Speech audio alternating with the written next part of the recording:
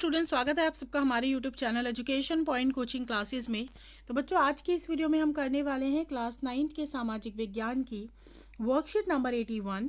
7 फरवरी की वर्कशीट है, तो शुरू करते हैं इस वर्कशीट को। लास्ट वीक की तरह इस बार भी हम करने वाले हैं नाजीवाद और हिटलर का उदय पार्ट 6। सबसे पहले जान लेते हैं आज की इस क्लास में कि नाज़ी विश्व दृष्टिकोण का प्रचार क्या था। नाज़ी शासन ने मीडिया का बड़ी होशियारी से इस्तेमाल किया। यह हम पहले की वर्कशीट में भी पढ़ चुके हैं कि हिटलर एक बहुत अच्छा वक्ता था। उसको पता था कि उसको अपनी पॉपुलैरिटी या अपनी जो प्रचार प्रसार है वो कैसे करना है, तो मीडिया को भी अपने हिसाब से ही प्रयोग करते थे। उन्होंने अपने तौर तरीकों और बयानों के लिए नए शब्द ईजाद किए। नाज़ियों ने अपने अधिकृत दस्तावेजों में हत्या या मौत जैसे शब्दों का प्रयोग कभी नहीं किया। सामूहिक हत्याओं को विशेष व्यवहार, अंतिम समाधान, यहूदियों को कहते थे अंतिम समाधान जब वो उनको मारते थे, यूथनेजिया जब वो विकलांगों को मारते थे, चयन और संक्रमण मुक्ति आदि शब्दों का प्रयोग किया। वहीं इक्वेशन यानी कि खाली करना, इवैक्यूएशन यानी कि खाली कराना का आशय था कि लोगों को गैस चैम्बरों में ले जाना, और गैस चैम्बरों को संक्रमण मुक्ति क्षेत्र कहा जाता था। यानी कि जहां पे जिन लोगों को वो अवांछनीय समझता था उनको गैस चैम्बर में बंद करके मार देता था। गैस चैम्बर स्नान घर जैसे दिखाई देते थे और उनमें नकली फव्वारे भी लगे होते थे। नाज़ी विचारों को फैलाने के लिए तस्वीरों, फिल्मों, रेडियो, पोस्टर, आकर्षक नारों और इश्तिहारों का भी खूब प्रचार प्रसार किया गया। पोस्टरों में जर्मनी के दुश्मनों की खास छवियां दिखाई जाती थी। उनका मजाक बनाया जाता था। जो भी जर्मनी का दुश्मन होता था उनका मजाक बनाते थे, उन्हें अपमानित किया जाता था, उन्हें शैतान के रूप में पेश किया जाता था। तो वहीं समाजवादियों और उदारवादियों को कमजोर और पथभ्रष्ट तत्वों के रूप में दिखाया जाता था। तो हिटलर वो हर काम करता था जिससे कि वो महान और दूसरे समुदाय के लोग बेकार दिखे। नाज़ीवाद ने लोगों के दिलो दिमाग पर गहरा असर डाला, उनकी भावनाओं को भड़काकर उनके गुस्से और नफरत को अवांछितों पर केंद्रित कर दिया।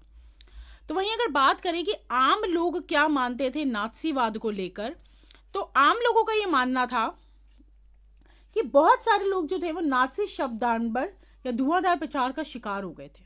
वह दुनिया को उसी नज़र से देखते थे जिस हिसाब से नाज़ी देखा करता था। उन्हें पक्का विश्वास था कि नाज़ीवाद से ही देश की तरक्की मिल सकती है, कल्याण हो सकता है। लेकिन बहुत सारे ऐसे लोग थे जो नाज़ीवाद का जमकर विरोध भी करते थे। मतलब खुद यहूदियों को तो चलो ठीक है, लेकिन जो खुद आर्य हुआ करते थे, जिनको हिटलर पसंद करता था, उनमें से भी ऐसे बहुत से लोग थे जिनको लगता था कि नहीं, हिटलर की नीतियां जो हैं वो गलत है। वहीं अगर हम बात करें महाध्वंस की, तो इन्हीं सामूहिक कत्लेआमों और महाध्वंसों को हॉलोकॉस्ट कहा जाता है। जो कुछ हुआ उनकी गवाही घेटों और कैंपों में नाटकीय जो तरीके से है वो आपको मिल जाएगी। बहुत सारी ऐसी डायरियां हैं, नोटबुक है, दस्तावेज है, जहाँ पे उन लोगों के साथ जो भी हुआ वो उन्होंने लिखा हुआ है। उन लोगों के लिए भी ये सारी बातें शर्मनाक यादगार हैं जिन्होंने जुल्म ढाए और जिन्होंने खामोशी से इन जुल्मों को सहा। वहीं अगर हम बात करें प्रश्नोत्तर की, तो सबसे पहला प्रश्न है, हिटलर ने नाज़ी विश्व दृष्टिकोण को जर्मनी में किस प्रकार आकर्षक बनाया। तो वो विश्व में कैसे बनाता था, कभी भी हत्या या मौत जैसे शब्दों का प्रयोग नहीं करता था। वह हमेशा कुछ अलग ही शब्दों का प्रयोग करता था, जैसे कि विकलांगों के लिए यूथनेजिया, यहूदियों के लिए अंतिम समाधान, इवैक्यूएशंस जैसे शब्द जिससे वो गैस चैम्बरों में लोगों को मार देता था। तो ऐसे बहुत से ऐसे थे जिसमें उसने अपनी छवि बनाई। इसके अलावा उसने तस्वीरों, फिल्मों, रेडियो, पोस्टर और आकर्षक नारों का भी इस्तेमाल किया। वहीं प्रश्न नंबर 2, महाध्वंस का अर्थ नाज़ियों के लिए यहूदियों के लिए किस प्रकार भिन्न था। देखो, महाध्वंस की अगर बात करें तो जहां पर यहूदियों को हजारों की संख्या में मारा गया, वहीं पे जो आर्य लोग थे उनके लिए एक अच्छी बात हो गई कि जिनको वो अवांछनीय समझते थे वो लोग मर गए। तो दोनों के लिए ही जो रिजल्ट निकला वो बहुत ही अलग अलग निकला। प्रश्न तीसरा, नाज़ीवाद के प्रचार को आम लोगों ने किस प्रकार लिया। तो लोगों ने बड़ा बढ़ चढ़ कर पार्टिसिपेट किया, लोग हिटलर की बातों में आ गए। लेकिन बहुत से ऐसे लोग थे जिन्होंने हिटलर की बातों में आना सही नहीं समझा और उन्होंने अपने पॉइंट ऑफ व्यू को, अपने विचारों को बहुत ही खुले तौर पर रखा। अब लास्ट क्वेश्चन बहुत ही इंटरेस्टिंग है आज का। लास्ट क्वेश्चन है, कल्पना कीजिए कि आप जर्मनी के किसी स्कूल के विद्यार्थी हैं। स्कूल में आपके बहुत सारे यहूदी दोस्त भी हैं, लेकिन आपका मानना है कि यहूदी खराब नहीं होते।